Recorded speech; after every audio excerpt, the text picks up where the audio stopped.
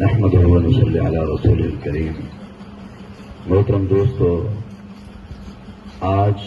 14 اگست ہمارے پاکستان کی آزادی کا دن ہے، اور یہ پاکستان ہمارے لیے ایک جنت کی نظیر ہے، اور ہم ایک پاکستان میں آزادانہ طور پر اپنے تمام کے تمام مذہبی اعمال بہت ہی احسن طریقے سے کر رہے ہیں۔ یہ ہمارے اوپر اللہ کا بہت بڑا احسان ہے۔ اور ایک بات یاد رکھیں کہ یہ پاکستان یہ ہمارے لیے بہت بڑی جہاں نعمت ہے، وہاں پر ہمارے علماء کا اس میں بہت بڑا کردار ہے۔ اگر ہم تحریک آزادی کو پڑھیں، ہم اپنی تاریخ کو پڑھیں، تو یہ لوگ جو آج آزادی آزادی کا نعرہ لگاتے ہیں، حالانکہ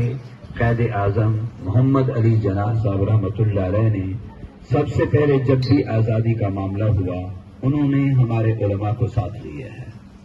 اور اس کی آزادی میں ہمارے علماء کا بہت بڑا کردار ہے۔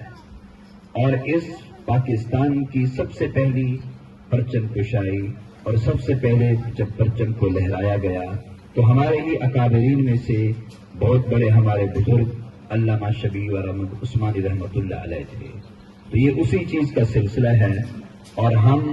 ہمارے قائد جمعیت مولانا فضل الرحمان نے بڑی عجیب بات ایک جگہ پر کہی تھی کہ دیکھو، اللہ کرے پاکستان کے اوپر کبھی وقت نہ آئے، اگر پاکستان کے اوپر کبھی وقت آیا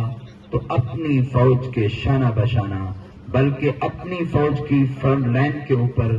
اگر کوئی لڑنے والی قوم اور کوئی لڑنے والے لوگ ہوں گے تو یہ بوریا نشین مسجد اور مدرسہ کا ملا اور مولوی ہوگا۔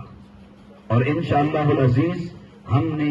اپنے ملک کی بقا کے لیے ہر ایک قسم کی ہم نے قیمت چکانی ہے، اور ہم کر رہے ہیں، اور ہم ہی اس ملک میں امن چاہتے ہیں، اور ہم ہی اس ملک کو امن کا گہوارہ دیکھنا چاہتے ہیں، اور ہم ہی اس ملک کے امن کے ضامن ہیں۔ جب بھی بد امنی پھیلی ہے میرے محترم دوستو،